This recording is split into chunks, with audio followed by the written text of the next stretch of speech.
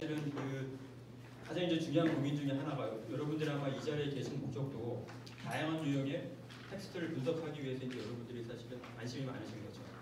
그렇죠? 또 이제 그게 뭐 그 영어 교재일 수도 있고 뭐 다양한 유형의 텍스트일 수 있는데 기본적으로 여러분들이 텍스트를 우리가 분석을 할 때 어떤 측면을 우리가 분석을 해야 되는가 이거에 이제 관심을 많이 갖게 되죠. 그렇죠? 그래서 뭐 다양한 텍스트들이 있고 또 여러분들 요즘 뭐 빅데이터도 많이 나오고 캠퍼스도 또 많이 이제 많이 여러분들이 이제 익숙한 텀이 됐죠. 그래서 이제 그런 어떤 데이터를 분석을 해야 되는데 이제 저는 이제 사실 이 언어 심리학자로서 우리는 이 텍스트 정확성이라는 데 굉장히 관심이 많아요. 그래서 여러분들 보면 이 코이전이라고 하는 게 뭐 어떤 각 분야마다 해석하는 게 좀 다를 수 있는데 특별히 이제 저희 언어 심리학에 대해서는 이 텍스트 정확성이라고 하는 게 어찌 보고 이제 가장 이제 중요한 것 중에 하나가 텍스트를 구성하고 있는 이제 순수한 링귀스틱 피처들, 링귀스틱 요소들을 저희는 이제 텍스트 정확성이라고 얘기를 합니다. 그래서 여러분들이 글을 읽을 때, 텍스트를 읽을 때 이게 뭐 학생이 됐건 뭐 독자가 됐건 보통 기본적으로는 텍스트 자체에 있는 말 그대로 순수한 언어학적인 어떤 속성에 의해서 기반해서 뭔가 그 글에 대한 표상을 이제 하려고 시도를 하는 거죠. 근데 그럴 때 이제 반영되는 게 우리 이제 텍스트 정확성이라고 얘기를 합니다. 그래서 뒤에서 설명하게 될 이 코헤런스라는 어떤 응집성이라고 이제 저희가 보통 번역을 많이 하는데 걔랑은 이제 조금 약간 개념적으로 좀 다를 수 있습니다. 그래서 이제 텍스트 정확성이라고 하는 게 사실은 텍스트 안에 명확하게 제시된 어떤 링귀스틱 피처들 여러분들 보면 뭐 노상, 아규먼트 같은 게 나오죠. 그다음에 뭐 텍스트 지시어도 있을 수도 있고 접속사도 있고 이런 것들이 실제로 텍스트 안에 포함되어 있는 굉장히 중요한 언어학적인 요소들이죠. 그래서 실제로 여러분들이 언어 심리학자들은 뭐 이런 연구들을 많이 했어요. 노상을 가지고 많이 연구를 하고 지시를 갖고 연구하고 접속사를 가지고 이런 어떤 요소들이 언어에 어떤 영향을 미치는지를 많이 연구를 했죠. 그래서 여러분들이 이제 코메트릭스 분석하시다 보면 어떤 측정치 중에 아규먼트 오버랩, 접속사 이런 것들 나오죠. 그래서 이제 이런 어떤 연구들이 기반해서 저에게 이제 어떤 그런 측정치를 이제 구현하게 된 거고요. 그래서 이제 정합성이라고 하는 거는 순수하게 이제 언어학적인 요소들이 기반해서 이제 텍스트를 표상하는 거. 그러니까 사실 여러분들 보면 코메트릭스의 어떤 대부분의 측정치들은 어떨까요? 이 정합성을 재는 어떤 측정치들이에요. 그렇죠? 왜냐하면 여러분들 시스템에 집어넣으면 텍스트를 집어넣으면 어때요? 텍스트 관련된 피처들이 쭉 나오죠. 그러니까 거의 대부분의 어떤 측정치는 거의 다가 아니라 대부분이 다 그냥 이 정합성 관련된 측정치들인데 뒤에서 설명하게 될 응집성이라는 말이 나오는데 응집성과 관련된 측정치는 딱 하나밖에 없습니다. 코메트릭스에서. 그러니까 여러분들 보면 저에게 이제 구분하기로 이 텍스트 응집성이라고 하는 거는 엄밀하게 이제 코헤런스라는 말을 써요. 저희는. 그래서 이제 번역하는 게 좀 다를 수 있는데. 그래서 이제 텍스트 코헤전이라고 하면은 이제 아까 말씀드렸던 텍스트 정합성과는 좀 차이가 나는데 좀 더 확장된 개념이라고 이제 볼 수가 있고. 근데 여기서 이제 중요한 건 뭔가 하면 텍스트 정합성과는 달리 우리가 이 응집성이라고 하면 여러분들이 글을 읽을 때는 어때요? 텍스트 자체가 주는 정보도 중요하지만 더 중요한 거는 여러분들 머릿속에 있는 백그라운드 날리지가 훨씬 더 중요하죠. 그래서 완전한 표상이 되려면 사실은 텍스트에 관련된 피처도 중요하고 여러분들이 머릿속에 갖고 있는 백그라운드 날리지도 중요하고 그 두 가지가 인터랙션 하면서 이제 어떤 글에 대한 표상을 하게 되는데 근데 사실 지금의 테크놀로지는 응집성을 재는 거는 굉장히 어렵습니다. 사실은.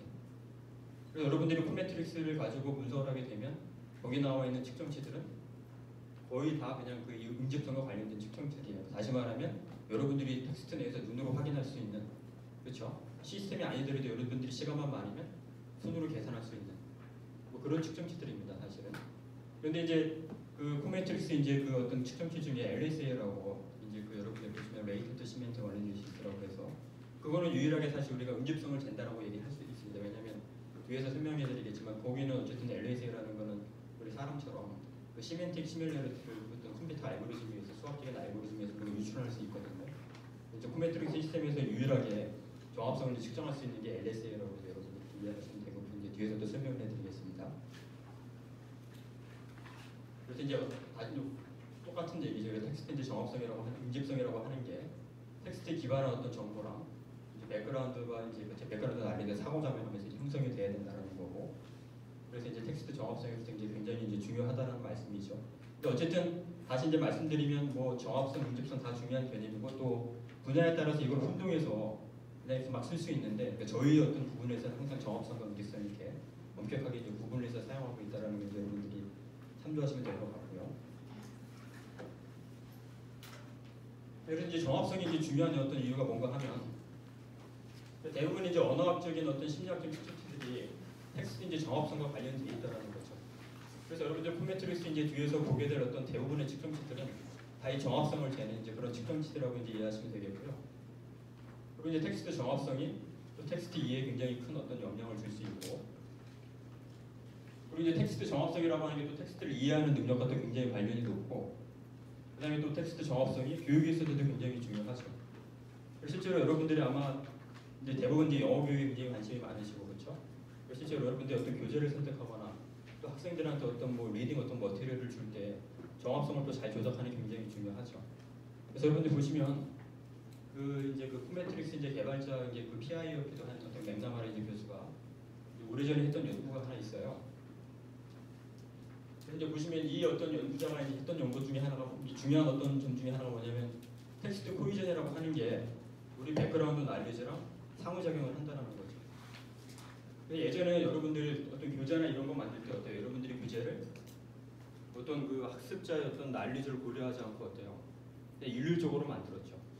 여러분들 만약에 교재를 쓰라고 그러면 어떻게 만드실까요? 교재를 잘 만드시려고 하겠죠. 잘 만든다는 게 어떤 거죠, 여러분? 코헤전도 굉장히 높고 코헬런스도 높고 문장 연결도 잘 되고 뭐 이렇게 만들잖아요, 사실은. 근데 이 맥나마라 이제 연구가 줬던 어떤 중요한 시사점 중에 하나가 사실 이 텍스트 코헤전이랑 그 어떤 그 텍스트를 이제 공부하는 그런 어떤 그 리더의 어떤 백그라운드 날리지가 굉장히 진짜 그 완벽한 이제 상호작용을 이루는 어떤 이제 그런 어떤 역할을 한다라는 건데, 그래서 실제로 이제 그걸 우리가 이제 리버스 이제 코헤전 이펙트라고 얘기해요. 예전에 이제 맥나마라 우리가 이펙트라고도 얘기했는데, 그리고 여기서 보면 하이날리지 리더들 같은 경우는 어때요? 코헤전이 굉장히 떨어지는 로우 코헤전 사실 텍스트를 가지고 써야 돼요. 그래서 지금처럼 여러분들 우리가 뭐 옛날에 보면 아이들이 어떤 학습 수준에 따라서 반을 나눠서 이제 그렇죠 이렇게 막 수업을 하고도 하고 이랬는데 뭐 이제 그런 게 잘 안 되죠, 현실적으로는. 그러다 보니까 백그라운드 난이도가 높건 낮건 간에 그렇죠 거의 이제 그냥 같이 몰아서 하는 경우가 있는데, 실제적으로 하이날리지 같은 경우한테는 쉬운 텍스트를 주면 어때요?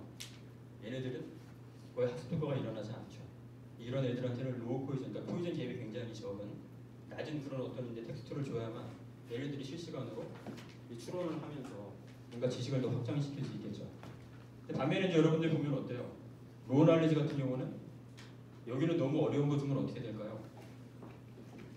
여기는 완전 좌절하겠죠. 그렇죠? 근데 이게 여러분들 아까 제가 어떤 이 좌절이랑 러닝이랑 어떤 굉장히 콜레이션이 높다라고 얘기했는데 어때요? 보통 이렇게 정도를 이렇게 잘 지켜야지 너무 좌절하면 어때요? 보통 이제 잠을 자겠죠. 이제 포기하고 아이들이.